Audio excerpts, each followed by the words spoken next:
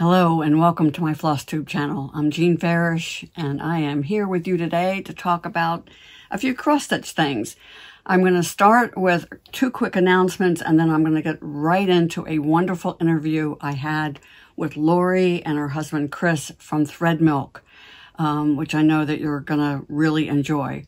But first, the two announcements. One is on Saturday, October 12th, we will be opening the registration for the 2026 FlossTube at Sea cruise. All that information is on our website, and I will include a link in the episode description. The other thing is that there are still some openings in the class I'll be teaching at Stitch and Kitten in Irmo, South Carolina on Saturday, November 9th. And again, I'll put all that information in the episode description because I want to get right into this wonderful half hour or so that I spent with Lori and Chris during the Galleria show that I went to in early September. And I found them to be energetic and gracious and funny. And I think that you're going to enjoy this time I spent with them as well. So let's get right to it. When we had moved back here from Louisiana to Utah, and I was wanting to get back into cross stitch, and I'm also a quilter. So I was watching YouTube videos, of course, and up came suggested FlossTube videos. And I was like, oh, what is this? This is so cool.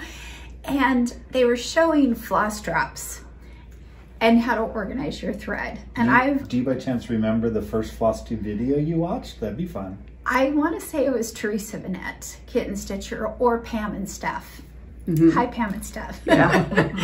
And I was just enamored with like the tools and the creativity in organizing your floss. I would say I always had floss frustration, so I did not really love cross stitching. It was something I felt I couldn't do in the car because of pulling threads apart and trying to fix DMC or hand-dyes or whatever. So I decided I needed to come up with an organizational system for my floss so that I could also use it better, not just for one project, but then store it somewhere and pull it when I needed it. So I found some milk caps at Hobby Lobby that Tim Holtz, the creative guy, used to have made. Came in like a pack of 50 or something like that, right? Yeah, and there were some that were smaller, but the biggest one was perfect, I felt, because it wasn't too big. And so I started buying some and I took them home to Chris and I said, can you punch holes in these for me? And of course I said, sure. He laughs now because he punched a lot of holes. Yeah, I was thinking to myself, what, she needs a half a dozen holes punched, no big deal. Eventually he what do you call it, put together a hand press, which was actually a stainless steel hole puncher that you also made a template for that size of milk cap so that he could line it up and punch 3 at a time. And then Tim Holtz stopped making his milk caps. So I said, you know, I think I can sell these because I think people would actually really like milk caps as a floss drop. And we found some images and found a really good printer with the means to get the right material that I wanted that was thick enough. And we started having them print them for us. We still have to punch them and punch the holes out ourselves just by pushing them out with our thumbs. Yeah, the holes are cut, but they're just not punched out yet. So the little round disc is still in the milk cap and we just have to. There's still a bit of, Well, let's take a look. Let's take a look at the real things here. So here's just some of the images. You can see there's a smaller hole on top and a big one on the bottom. And the other thing I noticed was, you know, hand dyes all come their length on their cards. But I wanted my DMC to be the same as those lengths. So then I threw at Chris, can you just like make me a ruler that's 9 inches long because I was having him hold his fingers out like 36 inches. And then I cut. I got good at doing this, and she would wind DMC around my fingers. I can just see that. Okay. Yeah, he is gone quite a bit at his job, and so I even wound him around my toes. Don't tell anybody, but I did. No, nobody's watching this. Nobody will know. Just so I could get him those lengths. Anyway, so Chris started making me. We bought a what do you call this thing? Branding iron. Yeah. Oh, what did we learn? What's that word in English? Oh, yeah. I can't remember. Anyway, so Chris brands them. He buys the material. He sands them. He makes what we call the floss gauge. And to be fair, I'm sure there are plenty of other more accurate and higher quality ways. Or beautiful. Or beautiful ways to achieve the same finish. But what we were going for, our whole theme is more of a kind of a vintage, primitive, retro, whatever you want to call it, easy, simple, tight cheap look and finish. Yeah. So that's why we ended up going with the branding iron on the wood to achieve this kind of look. Yeah. Less work on our end, and then we can sell it for less money too. But it's going to have, you know, if you get a close-up look at it, it'll have flaws and imperfections. Some areas that are dark and some that are light. But that's kind of part of the charm of a branded piece. Yeah, of that piece. Yeah, and that definitely is your look. Yeah, no doubt about it. So you just wind your DMC around it, snip at one end, and you've got the same lengths. And then the milk caps are just, you know. Okay, so what I want to know is, okay, there is a few generations between the people who actually know what these milk caps are and where they came from and our viewers today. So that's, I mean, I remember in first grade getting milk in the cafeteria and it had a milk cap like that. Because you had a glass bottle. I had a glass bottle. So milkman used to deliver milk, and I had it in my home. Did you have glass? Not in glass bottles.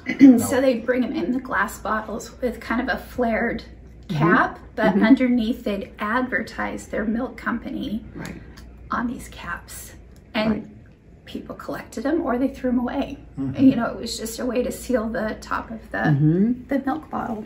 So let's take a look at, and then you also you've added charms. So tell me about this.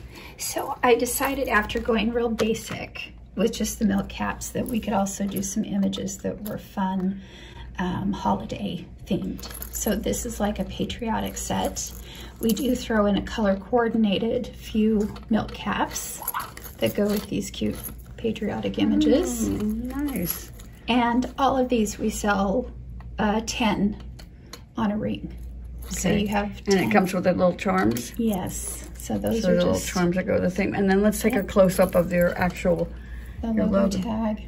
Yeah, nice. I used to do cabochon paper handmade tags, and that became very laborious. So we found a company in New York who does our logo tags for us now. Wow, that's great. great. So fun. And I see that you've got a lot of different themes. You've got Easter. Yes. Oh, look at that little rabbit. Let me see if I can get up close there.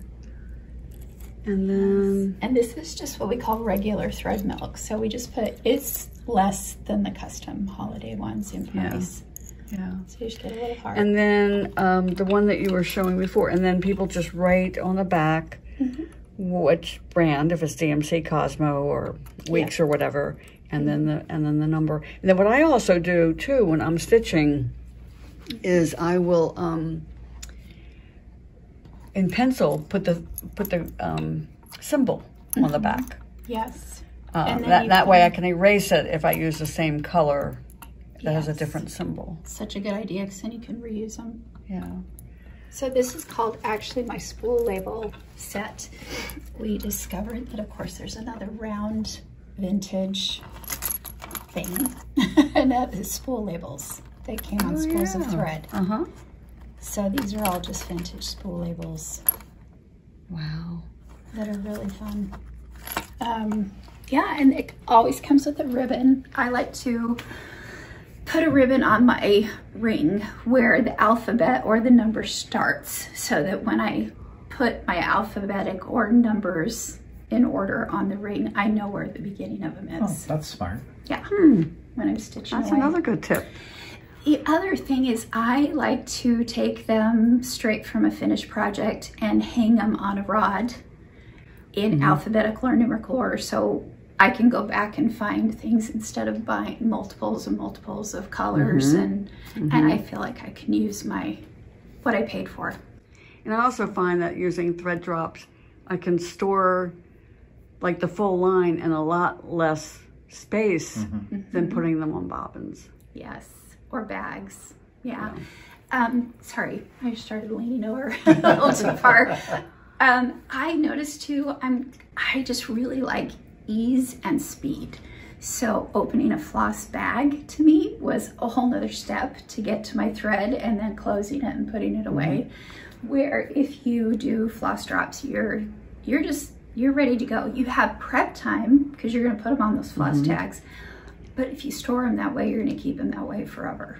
And what a lot of people don't realize that you can take a single strand out of the 6 strands just with your needle. You're not unwrapping the 6 strands and cutting a length and then wondering what to do with the other 5 strands. Exactly. When I watch Lori stitch and I see her with her needle, just go pluck a strand off of that, off of that. That fold.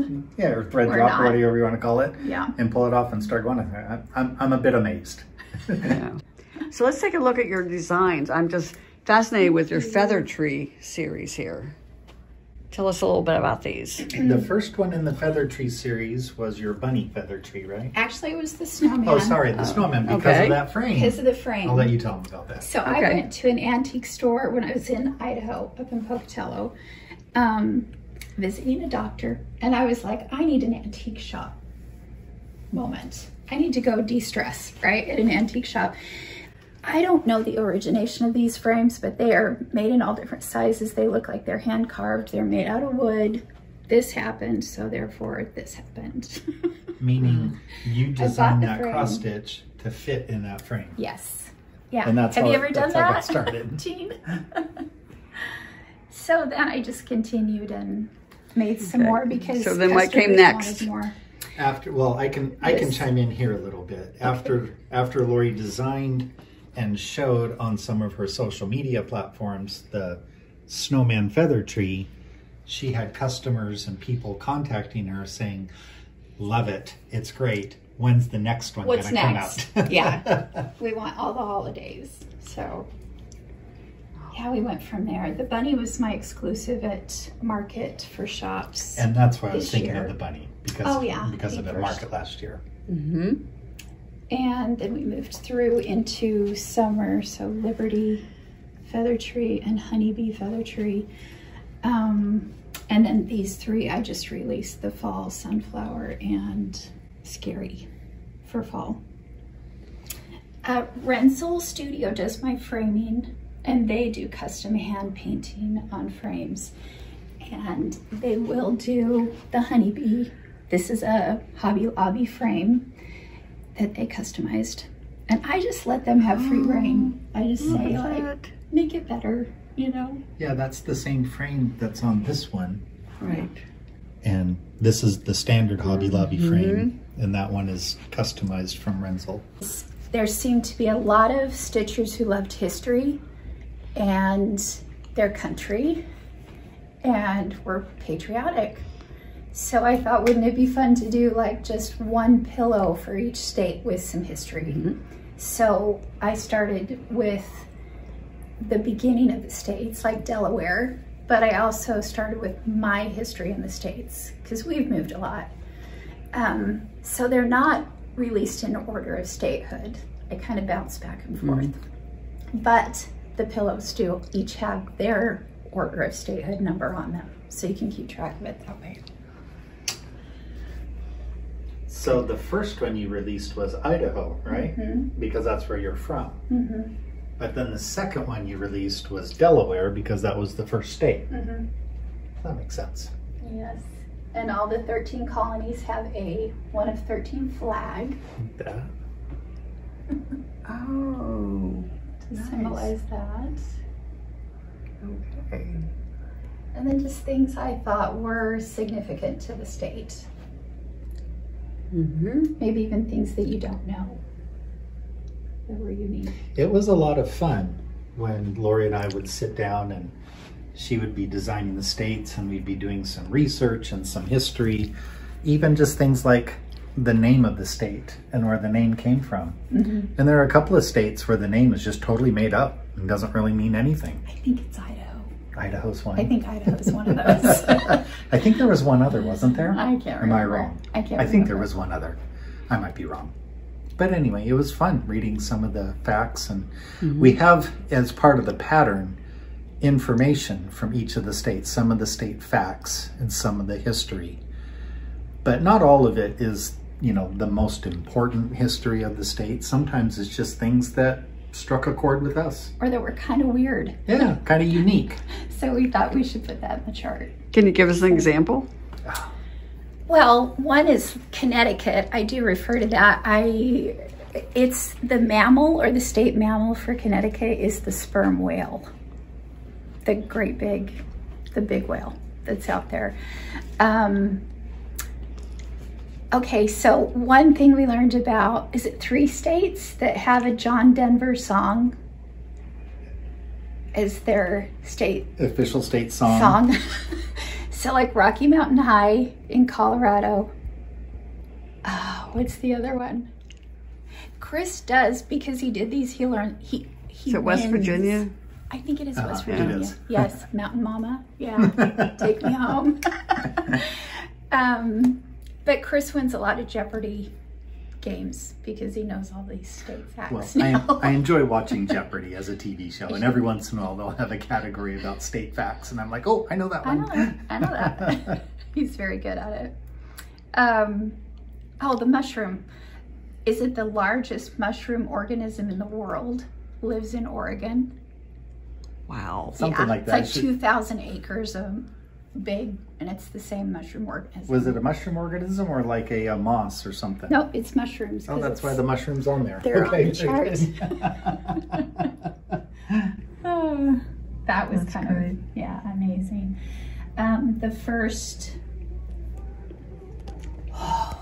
mailbox. Yeah, is that West Virginia? Yeah, it's in West Virginia when the rural route started happening for all the farmers. Mm-hmm. Yeah, prior to that, people had to go to town to get their mail. Mm-hmm. Yeah. That's great. And this also has recipes in the back too? Yeah, I did throw some family recipes in there that were just unique to my heritage. So I got to try in. Some of the best recipes. I will say, hands down, the best pumpkin cookie recipe you've ever had is in that book. And those are just state facts plus the picture. There's not patterns of the states in there. Other than the one for the cover. Other That's than right. the cover Yeah. one. Mm-hmm. Which now we've released and are selling by itself too.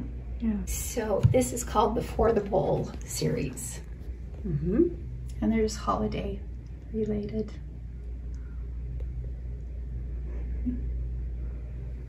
Really, I think I started designing the stuff I wanted in my home more than what I thought would sell. I just thought it was fun. And this one you started with Halloween, I believe. Mm-hmm. And then did you go in order from there? No. Was the next one Thanksgiving? Yeah, yeah. Tell me about these gravestones. Oh, okay, this one. So a couple years ago, watched the HBO Max John Adams series. Some of you have probably seen that. And I was really inspired by the end of it, where I don't want to give anything away if you haven't watched it, but it's just a fact that Thomas Jefferson and John Adams, who both signed the Constitution, died on the same night. It was 50 years after the signing of the Constitution. So they both died in 1826 on July 4th. I just wanted to memorialize it with a stitch. I thought it was pretty important. So these are all headstones. James Monroe also died on July 4th, 5 years after these two signers. I think they're all signers of the Constitution. What's that? Or the Declaration. The Declaration of Independence, sorry. And then Calvin Coolidge was born on the 4th of July. So they are the state, or I should say the U.S. presidents who commemorate Independence Day by their death or birth. And then this is just a Memorial Day, you know, basket of flowers. This pattern has a lot of quotes by political leaders that talk about Memorial Day and veteran service and some history in it. So I try to put a little more information in my charts too that are fun. Good. Fun facts. Yeah. Then I got into reproducing antiques because I had some friends who offered their antiques to me. This one that you see on the red board is called Red Haven. So that's the first of that series. Because I should have you hold this. Yeah. That's a stretch for me. It is a little tall. Yeah. And I kind of wanted to just do a progressive red bit of samplers that were easier and then maybe got harder, you know, extra stitches. When I came in, I was looking at this one. I was trying to figure out what the order of these letters. I've never seen a sampler like that. Right, it's a good question. I've noticed and purchased another sampler from the Netherlands, which there's a lot of German schools there too, Dutch and German, and they put their samplers in that order. They might be, it's almost like they taught their alphabet stitching in that order. There's 3 letters that they interchange, and they're these little rounded ones, so like P, B, R, and J will be in a different order, but they'll still start with I, H, N, M, and then continue on through there. So it's like they taught the same broken line, then curves, then angles. So the A, the V, the W, the X, and the Y, and then they saved the capital curved letters till last. And there are several samplers that have them in that order. So I thought that was cute too, because you wonder what's going on there and if it's all there. Like, is the whole alphabet there? And it is. So it's kind of like a straight line versus curved line versus angled line learning curve? I think so. Okay. That's my observation. That makes sense because they are different stitching techniques. Yes. Yep. Where you're going to carry your thread. Yeah, and like the way you hold your needle to go up and around, and yeah. So I have a friend, Kim Gavlik, who has offered her samplers to be reproduced by me, which I feel very honored to do that. And this last of the Red Havens is the one I had ready for market too last year. Her genealogy on that one, the stitcher, divided with a line. And we love that she was on maybe she was on a boat. Maybe she got here after she came to America on a boat. But her little story's pretty cute. My first old sampler I bought is this one on the right here, Catherine W. And Chris actually found that one. I did. We were at an antique store shopping, and I just happened across it. I said, "Oh, hon, I think you might like this." You might want this. What a great verse, endeavor to improve. Mm-hmm. It was pretty difficult to read what the antique sampler said on that line. But what did you do? You put on different background fabrics and used different lighting, looking at it from behind, and you were able to pick out each of the letters. Yes. And the lighter the background was, actually, the better I could see it. We thought at first it should be dark, and then the holes would show through, but it actually made it worse. It was weird. And then that's when you realized what it said was endeavor to improve. Yeah, Yeah, very inspiring. Yeah, sometimes when stitches are missing, all you have is the hole or the impression where the stitch was, and so sometimes it's a little bit of mystery solving. Watching that linen where it stretched and pulled too. definitely. But this has been so fun. And Jean, you've done reproductions. Yeah. Right? Yeah, my very first book, my book number 1 in 1981 was Janet Irving Sampler. And Janet Irving is the great-great-great-grandmother of my daughters. Oh my goodness. Yeah. So. Oh, I'd love to find a family one. Because you know they stitched. You know, it's just whether they... Of one of your ancestors? I think that'd be fun. That would be You neat. hear stories like Jean's and that lady that came in today. Oh, that would be really fun. Wow. So yeah, I've really enjoyed it. I feel like you get to know a little girl that you know, didn't know existed and celebrate them. This one almost has a Scottish feel to it. Yes, yep. And the Burleys, I did a little bit of name research in that pattern. So the Burleys came from England, but then they moved to Scotland or Ireland. I don't remember. I want to say Ireland. And those are definitely the colors that showed on the back. The front of it was very, very faded. Yeah. Scottish samplers very traditionally are the green and red alternating letters. Aren't they? Almost every Scottish sampler, you'll see that. Yeah. The best part of this one is the embroidered curtains. That window's open, so the curtains are coming out the window. Which is exactly how the antique was, right? Yeah. And her arms extended in a little, like she's holding it. These are birthday samplers from this year.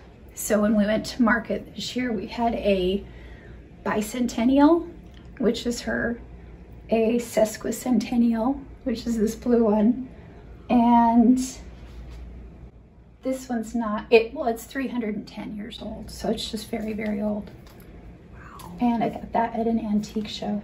I had friends with me that just were passing by or getting an old sampler because it had strawberries on it, because we all love that. Another one got a bunny cross-stitch sampler, and I just narrowed in on this one because it was so little and it was so old. So that year sold it for me. And it's all silk gauze, silk threads. What I think is really fun on this antique sampler is all of the letters are alternating like green and blue, except for this one number 9. That's the only one done in red. And so we just speculate, and you suspect that perhaps the stitcher, Mary Eggleston, was 9 years old when she made the stitch, because that's the only one in that color. You have to put it in. I can simplify it too. Okay, we're laughing because off camera I realized I didn't hit the start button, so Laura's gonna have to tell this story all over again. It's totally fine. So Kim Gavlik, my friend who owns Stitch Etc. down in Farmington, between her and her mom, they have several antique samplers. And when she asked me to do a retreat last year, she gave me the option to just pick one. She didn't care which one. And I was quite taken with this very simple, very childlike looking one. To me, it kind of has more of a, well, very early American look, but very young as far as the stitcher's age went. So we were able to find her, and she's buried in the Bradford, Massachusetts area. I think Bradford, if I remember right, is a township in Essex. You know how those old towns sometimes were absorbed by bigger towns. But what I saw is what I thought was a address on it. And sure enough, back at the time of when she was born and buried, so that her lifetime, there's a little street in that area called Wyoming Street, number 5. There's a home on an address. And actually, I think it's Wyoming Avenue, number 5. But streets and avenues sometimes get changed depending on whether they're, you know, longitude or latitude. Anyway, I believe that's probably where she lived, because it's right in the same little area. There were some really pretty embroidered flowers. I think she probably stitched this and made it up as a child, and then whoever was teaching her embellished it. a little bit for her. I took those embroidered flowers and made them cross stitch, so it'd be easier for the stitcher. And yeah, I really, really like her. And I know some people probably look at it and like, oh, that's such a simple, not beautiful, not elaborate, but I really think it tells her cute little story. I wish I knew how old she was. Yeah. But yes, this little AEIOU is just darling. She has eyelets in here. She was obviously taught to do some. But maybe her teacher put those in. Like she would draw a line and then say, okay, next. You just don't know. And she was really practicing her M's. Yes. Maybe for Massachusetts, because she lived in Massachusetts, or because her name's Mitchell. I think she only lived to be like 41 years old and never married. Okay, and she's missing her Q. MNOPRT. Yeah, she was selective, no doubt. But she also has, isn't that the Irish X? Or Scottish X, like we have on the Scottish sampler. Yeah. It's so fun. I think people who like genealogy also like samplers, vice versa. Yeah, thank you, Jean. Well, thank you so much for taking the time to talk with me, and so that I can share this with my viewers. And I'm sure we'll be seeing more of your wonderful designs from time to time. Yes, I hope so. Lori does have more in the works. Thank you. Thank you. Thank you.